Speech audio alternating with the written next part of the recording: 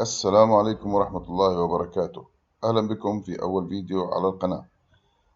قبل أن نبدأ أرجو التكرم بدعم القناة بضغط زر الاشتراك والإعجاب وتفعيل زر الجرس ليصلكم كل ما هو جديد على هذه القناة إن شاء الله تعالى. بسم الله الرحمن الرحيم. اليوم من خلال هذا الفيديو رح نتعرف على طريقة تجهيز وتصنيع لوح خشبي لتقديم وتقطيع الطعام خطوة بخطوة. لكن قبل ما نبدأ في بعض المعلومات لازم نعرفها عن ألواح تقطيع وتقديم الطعام، مثل نوع الخشب. أنا اليوم بستخدم خشب التك، وفي خيارات أخرى مثل خشب الجوز، خشب الزان، الميبل، تشيري، أو أخشاب أخرى صلبة. هذه الأخشاب الصلبة هي الأصلح لتصنيع ألواح تقطيع وتقديم الطعام.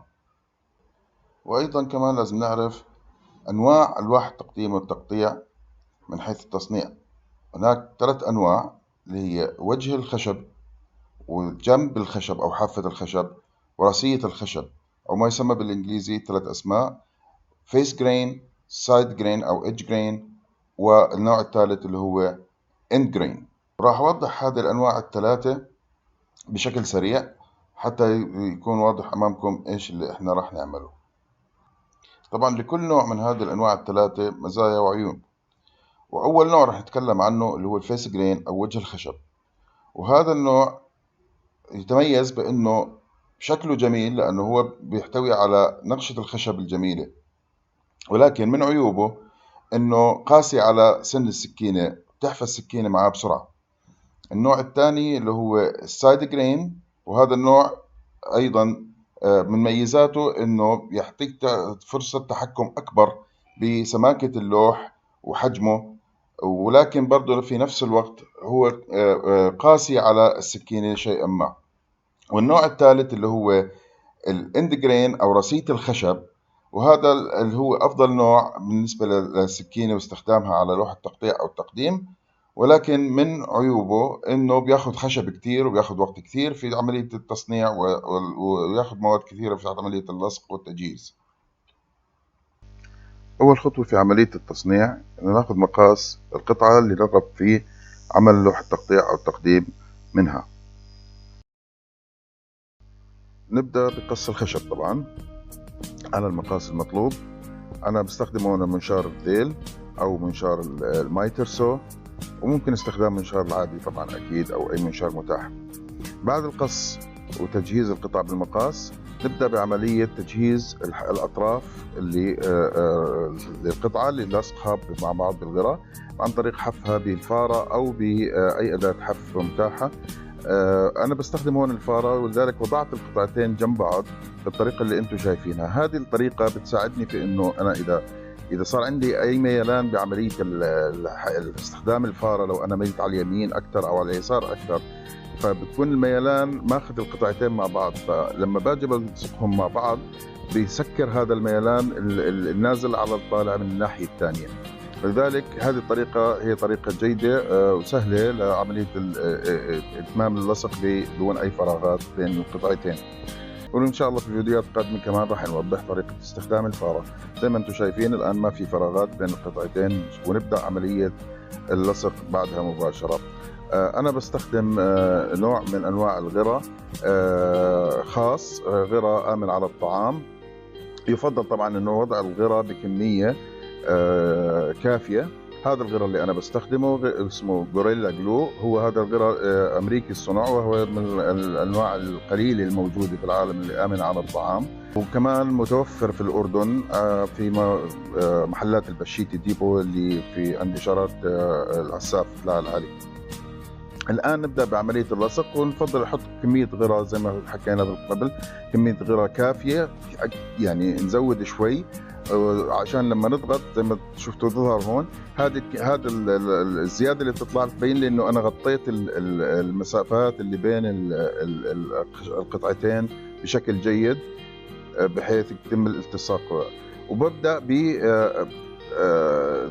ضغط بالناحية بضغط خفيف عشان أقدر أعدل، وبعدين بحط المرابط كاملة وببدأ أشد عملية الشد. وهون انا بستخدم مربط صغير كمان علشان اشد الاطراف طالع عن طرف، اتاكد انه عمليه اللصق كلها متساويه من جميع الاطراف من جميع الجهات. طبعا هذا الغرة كمان من ميزاته انه ما بيحتاج وقت طويل عشان ينشف. بعد حوالي 20 دقيقه لنص ساعه ممكن تفك المرابط وتبدا باستخدام الغرة. وهون انا بنظف الزوائد. ممكن طبعا ننظف الزوائد قبل ما تنشف بقطعه قماش مبلله. لعملية الحف أنا بستخدم الحفافة الدائرية. طبعا الورق الحف اللي أنا بستخدمه ببدأ بأرقام صغيرة، الجريت بسموها، أو عدد الحويبات في الإنش قليلة. معناته إنه الرقم القليل هذا معناته إنه الخشونة عالية.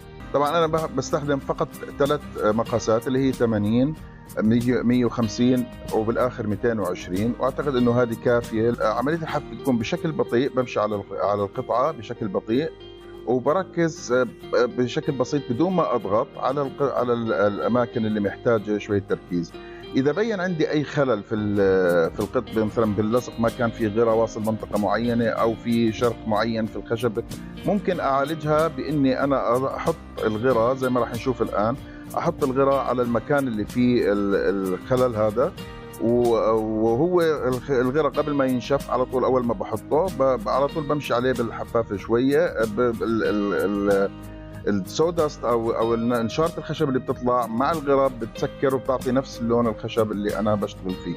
طبعا نستمر بعمليه الحف حتى ناخذ النتيجه المرجوه او المطلوبه من هذا المقاس من الورق 150.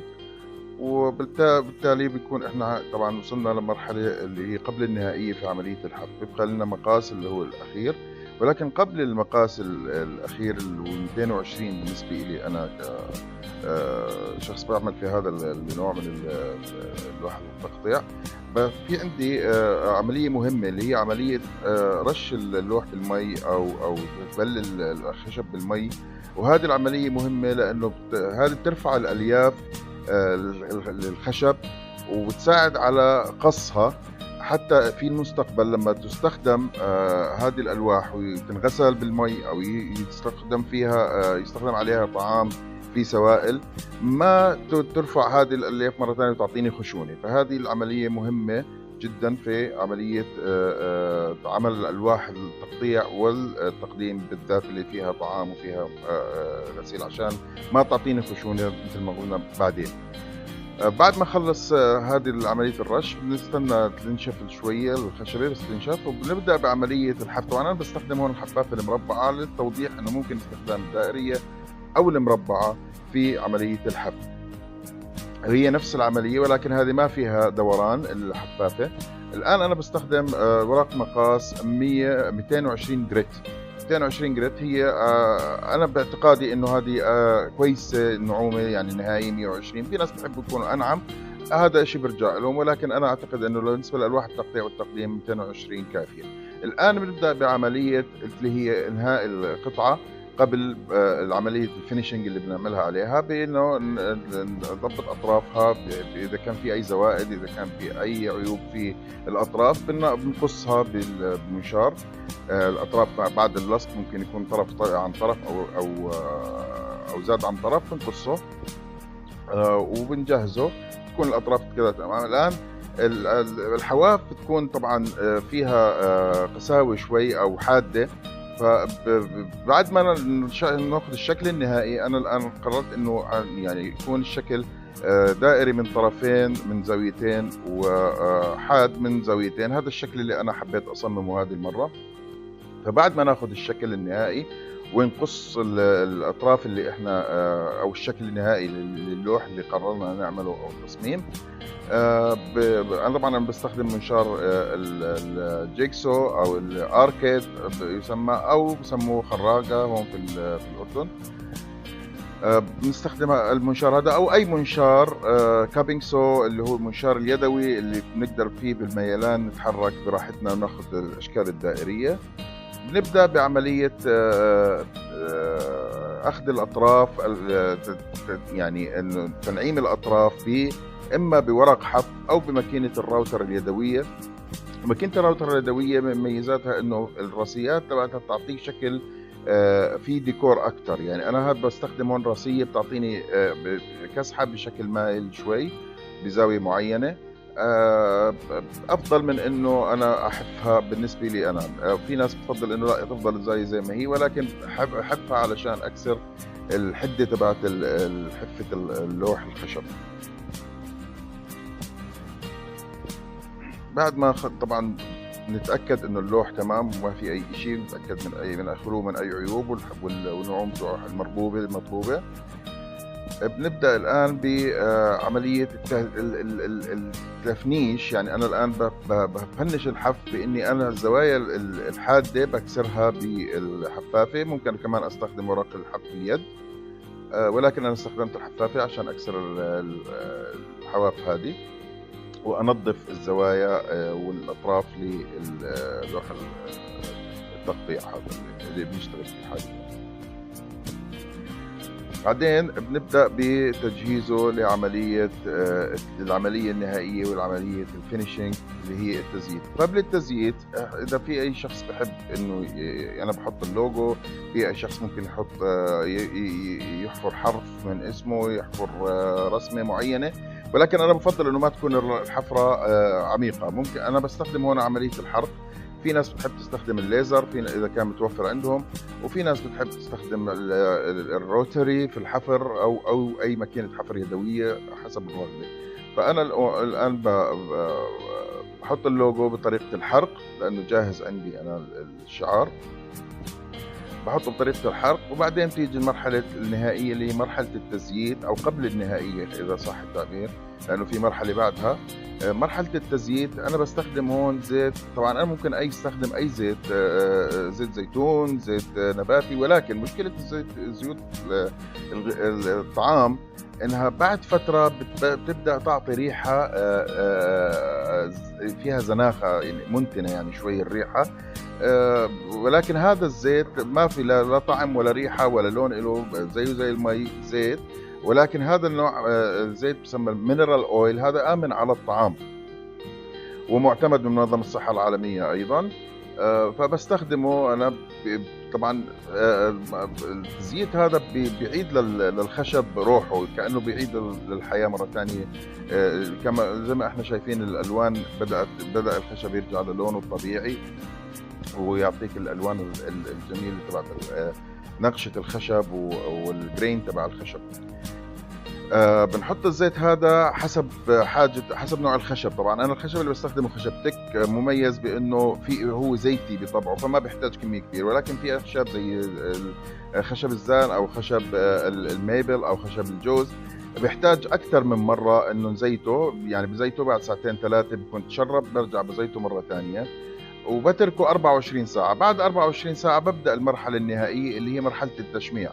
وهذا التشميع او الواكسنج او الكونديشننج بسموه، هذه طبعا في انواع جاهزه موجوده اونلاين، بس انا ما شفت بالاردن اذا في منها.